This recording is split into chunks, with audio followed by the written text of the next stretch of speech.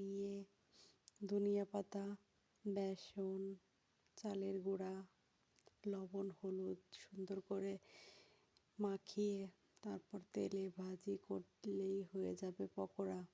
আমার সোনামাটার অনেক আজকে ইচ্ছা করছিল যে পকোড়া খেতে, তাই নিজেই কেমন আছো? পকোড়া ভাজি করছে। আজকে আমরা বন্ধুরা, এটা ভাজছি আমাদের প্রথম ব্লগ। হচ্ছে তোমরা ভালোবাসা দিলে অবশ্যই আমরা আবার ব্লগ ভিডিও দেব। একদম সুন্দর করে মাখানো পেঁয়াজগুলা, ধনিয়া পাতা এবং সবগুলা দিয়ে কি সুন্দর করে ভাজি করছে আমার পাকা বুড়িটা। আমার পাকা বুড়ির আজ অনেক পকোড়া খেতে ইচ্ছে করছিল, তাই আজ নিজেই একা একা ভেজে খাচ্ছে।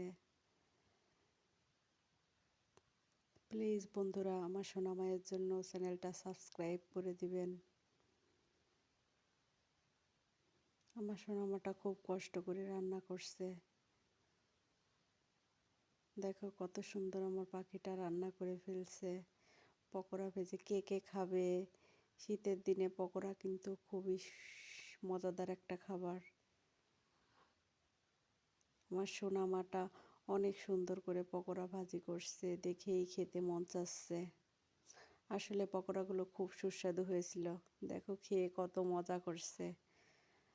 আমার পাখিটা বলছে খুব মজাদার মা, খুব মজাদার।